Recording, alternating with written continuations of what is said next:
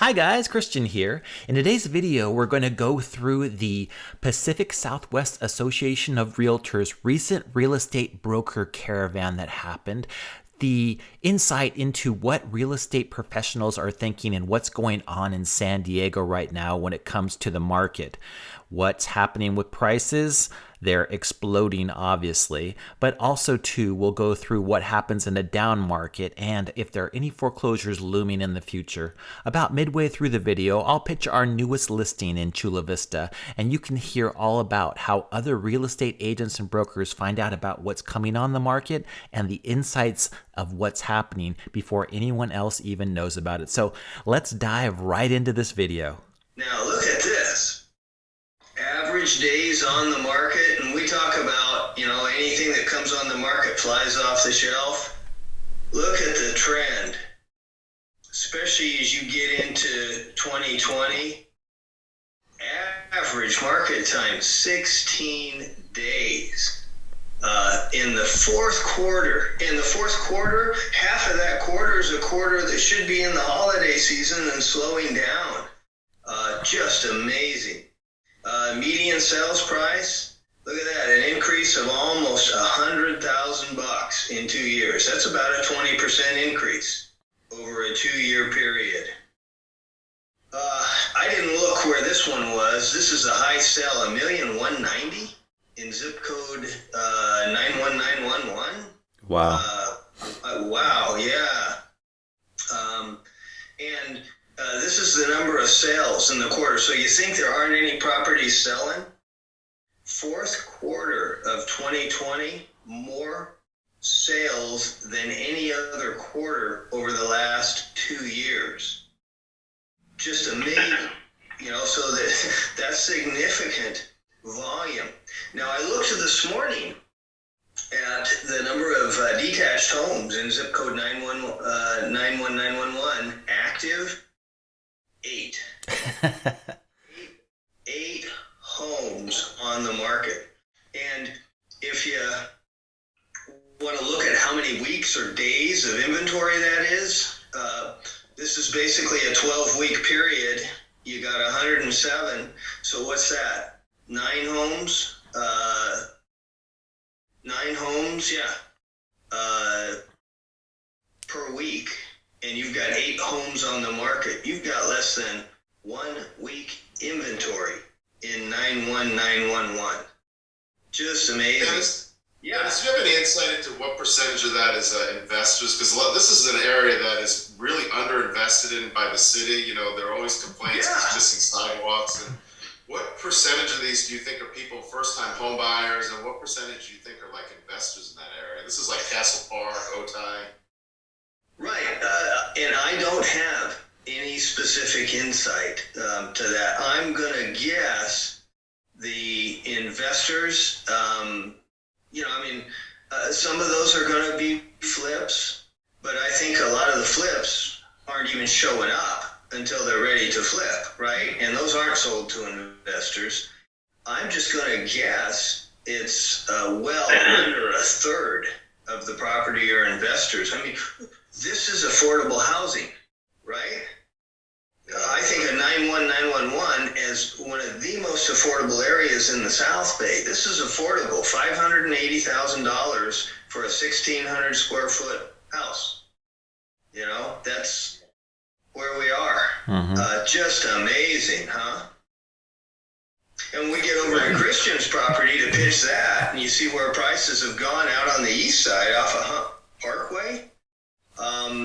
Just incredible. But, as we've been saying for weeks and weeks and weeks, it's affordability driven by these crazy low interest rates. Your buying power with these interest rates is just significant, and I keep cautioning about the other side of that double-edged sword, which is when interest rates move up, all of a sudden that affordability disappears, and that's when things will get interesting.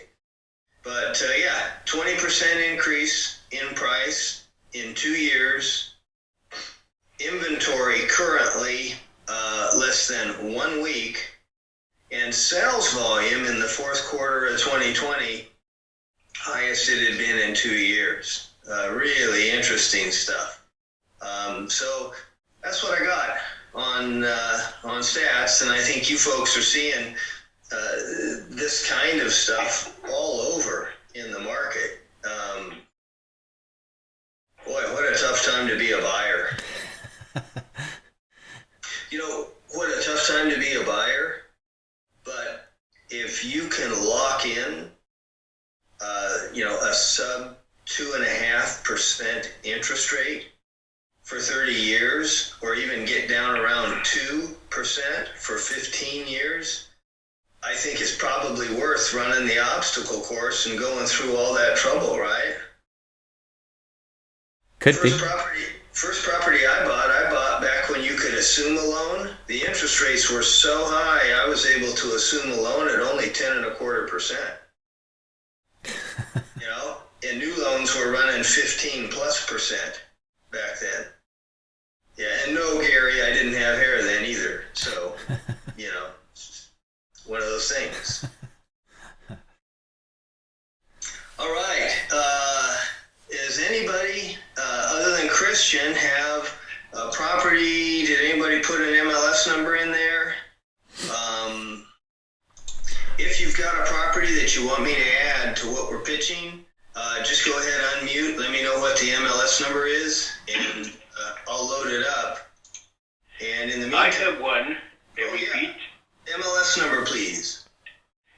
PTP 200 2180. See how that looks. Oh, we got one. All right. Anybody else? Let's get to it then.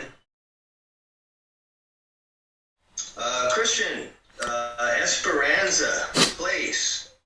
Yeah. I'll run the photos. Tell us about your listing. Sure will, Dennis. As you guys know, I think it was the only one that was on the rally and ride for today. Now that we've got two, but we've had it coming soon for a while. The actual owner, his mother used to live there. Unfortunately, she passed away a couple months ago. It took us a couple weeks to get it prepared, and as we did, all of the neighbors came by, and we already had 2 or 3 offers prior to it going on the market. It just hit the market last weekend, and now, of course, there's been about 50 showings, and we're receiving 3 or 4 offers every day. So multiple counters have gone out already on the property, but it's gorgeous. It's pretty much turnkey on the inside. We had it completely cleaned out and touched up, and it's a great 5-bedroom, 3-bath property. Backs up onto Montevalle Park.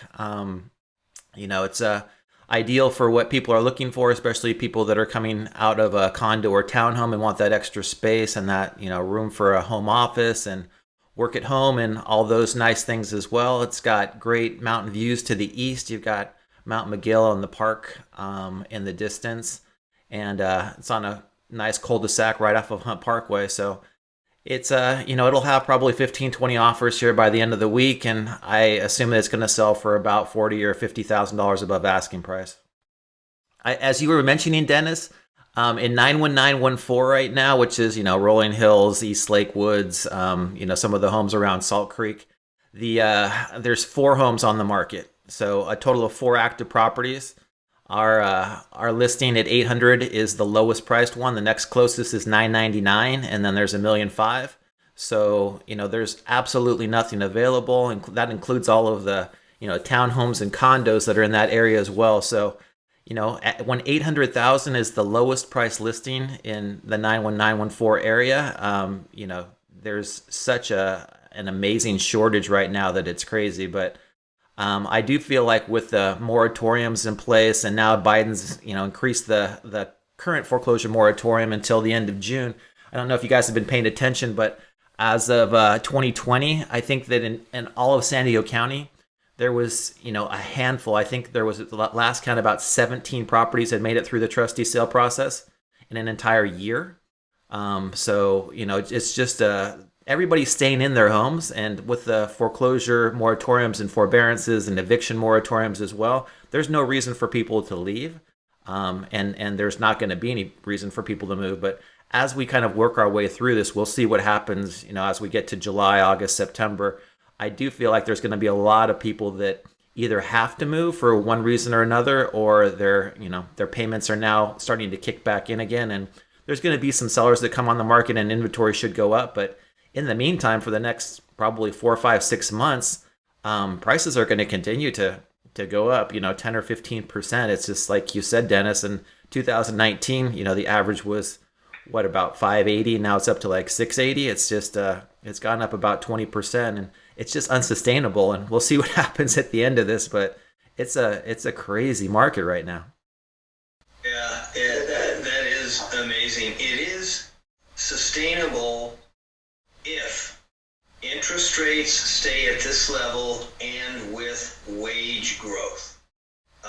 And those are a couple of really big ifs as we work our way through the pandemic. And it's really interesting too. Rich, I'm not getting into politics. It's more from an economic standpoint. But I think it's really interesting when you look at Biden's $1.9 trillion relief package. I'm a believer that the economy, especially small businesses, need serious help. The challenge, as with anything in government, is always getting the money to the right place. That just isn't an easy thing to do.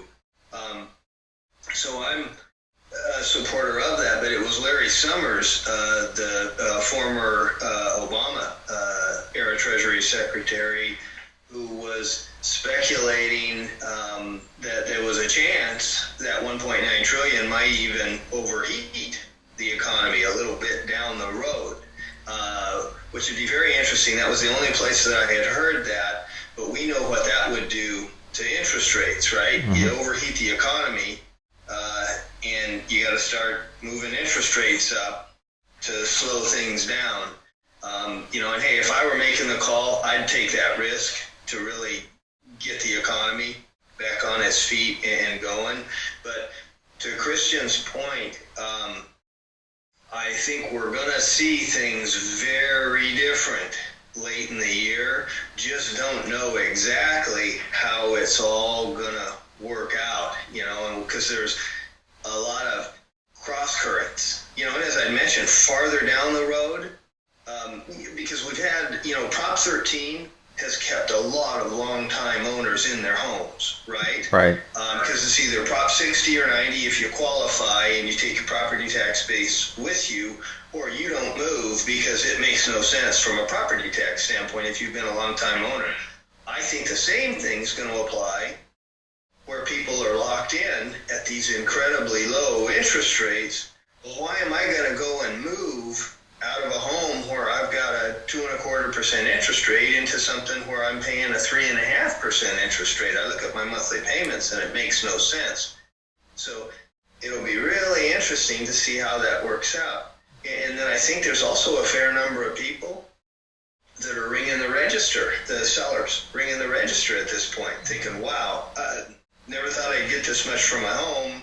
I'm cashing out and I'm going to Kansas City or Knoxville or pick a city. Yeah. Kind of thing. So really interesting stuff. You've got the Elon Musks of the world too that are leaving and going to Austin, and I do see a lot more of the wealthy, you got your Joe Rogans, you've got your people that are paying an incredible amount of taxes, especially in California, that are taking off for Nevada or Texas or Washington State or someplace where there's no state income tax. Christian, I'm kind of curious what you're seeing with your asset management relationships. Like, are they gearing up at all? There's such a buyer demand right now. What are like the bank managers? What are they looking at with some of their assets right now? Rich, it's funny. There's no REOs, as we know. Back in January 2020, a couple of the guys that I know here in San Diego, the asset management companies were hiring. They were taking on more listing agents because the inventory was actually starting to climb a bit. And there was a couple people that had, double-digit listings or properties that were coming on the market or were in the foreclosure process back in, January, February of 2020. And those were obviously put on hold in March, and now there's just been nothing for the last year. So we did start to see an increase in the amount of trustee sale activity, and that kind of was a little bit of a a caution symbol when it came to what was going on with the real estate market. But nobody's really talked about it now that there's just a complete lack of inventory. Of course we're going to see prices skyrocket, and with interest rates as low as they are, people are clamoring for whatever they can get their hands on. And when you've got, this reminds me somewhat of 2005, but in 2005 we weren't in the middle of a pandemic, right? We weren't in the middle of people losing their jobs and having all the chaos going on around them. So it will be interesting to see how this plays out. I do think that when somebody locks in a 2% interest rate or a 2.25% interest rate, it's going to be really hard for them to move. And I mean, it's been such an interesting ride to see, what's gone on since 2009, really. 2009 interest rates were 6.5%, 7%, and now they're down to 2%. So of course you can afford a much larger, much more expensive home than you could in 2009. But ever since they've been, the interest rates have been going down and the quantitative easing's come into the economy, inflation's obviously kicked in a lot. The prices have gone up dramatically. And with the COVID relief bill that's coming on, 1.9 trillion more, there's going to be more inflation. So I do think that we'll see prices go up and continue to go up at least through the end of this year. I don't know what's going to happen with a lot of the commercial real estate market, which I've been watching extremely closely as well. And it seems like with retail and office space, nobody seems to be talking about, the people on the commercial side that aren't making their loan payments, but there's 70 billion or so worth of commercial loans that are, in default right now. And there's, so much is in the commercial side that doesn't get talked about. And there's so many cracks right now in the economy that we need to work our way through. It's going to be a bumpy ride, but in the meantime, somebody asked me yesterday, should I sell my condo? And I'm like, not if you can hold on to it for another year and rent it out and make some cash flow, because it's going to go up another 15-20% because there's just really nothing on the market that's under 500,000 right now. So take advantage of it while it's appreciated. And we'll also see that, that hill as we get to it. You guys know, from most of you, from 2006, we could see the slowdown happen dramatically in 2006. And, the properties that we had that we were flipping, they stayed on the market longer, 3, 4, 5 months. And we're like, wow, we used to have 5, 6 offers in the first week. And now, they're on the market a lot longer. So we'll see that in the demand process when we work our way through this. But right now it's when you see 10, 20 offers in the first week and prices are going up $50,000, $60,000 above asking price. And in San Diego, I mean, it used to happen like that all the time in San Francisco, but in San Diego, this is an anomaly, and we're just I guess we'll see where we land. One thing they aren't talking about in San Diego is, a lot of homeowners are building so much equity, they're going to be able to refinance their way out of their forbearance. So if they're unemployed and they're able to hold on to their house, they're building enough equity. When the banks come back and say they add the debt to the back end, I don't see them losing their homes if the equity keeps growing in each house. You're right about that. And the loan modifications, now that the banks are more in tune with, what they need to do, there's not going to be a lot of foreclosures. I mean, I got several phone calls from friends of mine that were big REO agents all over the country, asking me, are you gearing up for the wave of foreclosures? And I just don't see it happening. I mean, banks have really not wanted to foreclose unless, somebody hasn't made a payment for years and years, but they'll modify just about anything they possibly can in order to get, a payment out of somebody. And of course, the banks will be, much more apt to foreclose, I think, too, because there'll be so much equity in these properties. And, loan modifications only benefit the lenders. I mean, a lot of times homeowners are just like, wow, I want to get a loan modification so I can stay in my home. They got to really read the terms. I know a lot of people that got screwed completely from loan modifications back in, 2008, 9, and 10, where even if they got principal reduction, they still had to pay back the principal reduction when they sold the home. So maybe somebody got $150K knocked off the value of their loan. When they went to sell the home, they increased the value to that $150K, plus they added the payments and interest over that time frame. So these people got hit with a huge bill, even though their properties appreciated over that time frame. So it's really, you want to read the fine print when it comes to that, because banks obviously are on this for their own best interest. The only question I would have on that, Rich, is that a lot of times too, you have to qualify. And some of these prices that people are going to have to pay, even if they're getting a loan modification, they're not going to be qualified for them. So they're going to need to sell. There'll be a lot of people selling, I think, after the foreclosure moratoriums are over and the forbearance periods end. How many, I'm not sure, but just by the sheer numbers, I mean, having a year worth of foreclosures just basically stop. I mean, even in San Diego, there should have been 1,000, maybe 1,500. And to have zero, I mean, will that be another 1,000, 1,500 that we add, property wise? And can what will that look like? I don't know. I don't think it'll happen instantaneously when we hit July, but over the next year and a half, 2 years, we'll see where the process kind of goes. Yeah, interesting to see. And for those of you that follow Stephen Thomas, the economist, he's not projecting any kind of a real flow of any significance. Largely due to the amount of equity that the homeowners have due to these appreciated prices that is very different than what we had back in 2006, 2007, where we had people doing the pick-a-pay loans, the negative amortization. They never could have made a fully indexed payment anyway, all that stuff. There wasn't equity then, there is now. And the one other thing that I've mentioned many times is you look at the rental rates, and I kind of look at the rental market as the safety net under the pricing, and rental prices are more than double what they were back then. I think that's largely just due to a shortage of housing in San Diego. I think pricing's probably gone beyond where that safety net is going to protect, but still it'll catch it at some point when it adjusts. And we know from an investment standpoint, when interest rates go up, cap rates go up. Cap rates go up, values have to come down, and they will, and it's not always immediate. But for apartment properties, for commercial properties, there'll be a repricing, due to that, unless there are offsetting rental increases. It's just a law of nature. Interest rates go up, cap rates go up, cap rates go up, values come down. Love this stuff. Okay, our Wednesday morning real estate economics. And fruit. Let's see. We've got another property. Hey, Christian, thank you so much for all that insight.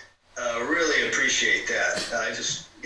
Love that stuff. Sure, Dennis. I'm glad that it's tough to get any kind of shared forum now when it comes to what's going on in the market, and I always appreciate PSAR having the the rally and rides and the weekly at least get-togethers where we can discuss what's happening. I remember back in the early 2000s when they started, and we went through that cycle all the way up, and where people had no listings, and then in the late 2000s when it came all the way down and there was nothing but listings and foreclosures. So now we're going through that cycle again.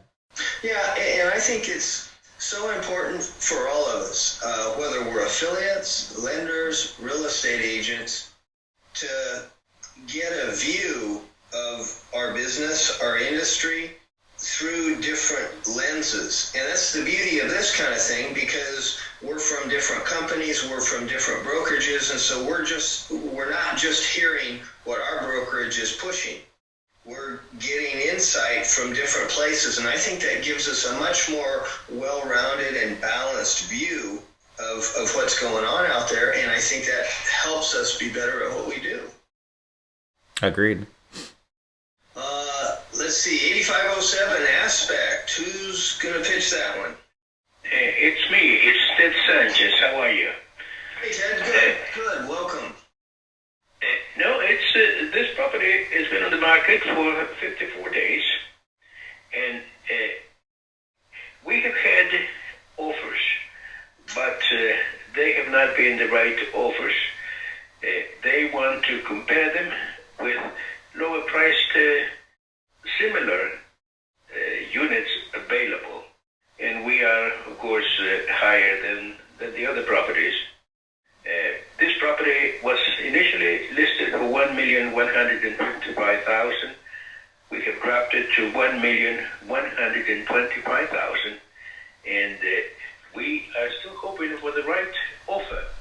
It's a unique property. It has a very beautiful, unobstructed view. It's in very good condition. Looks like new. It's a one-level unit on the third floor, and there is an elevator to the third floor. So, and it's a two-car garage, and it's walking distance to urban plazas, shopping centers, and park. It has 2 pools and 2 spas, fitness center, gym, yoga, cardio, barbecue patio, and game room. It has 2 homeowners association for a total of 638, and we are hoping for the right offer. We have had offers, but they have not been acceptable to the seller. So we continue to look for one offer. It's a 3 bedrooms, 2.5 bath, 1,630 square feet, built in 2017, and it's available. So please take a look at it and buy it. See, I look at this and I think, because this is North Mission Valley, and this to me seems comparable to a lot of the downtown condos. I mean, it just looks like an outstanding property. And if this were a downtown condo, those HOA dues would probably be double that, right? Possibly. Yeah, for the amenities that you've got and your parking, 2 garage spaces, I'm thinking probably yes. So, from that standpoint, it's a value, even though the price is high compared to most of what's in Mission Valley. The property is more like, a downtown. It's really top of the market, high end for Mission Valley. That's kind of how I view it. And it is. I think you are correct. I hope that you were able to glean some great information from the Pacific Southwest Association of Realtors Broker Caravan and Pitch session. If you've got any questions about anything real estate related, please feel free to visit my website, christianpeter.com, where you can schedule a quick 15-minute video chat and we can discuss any and all of your needs.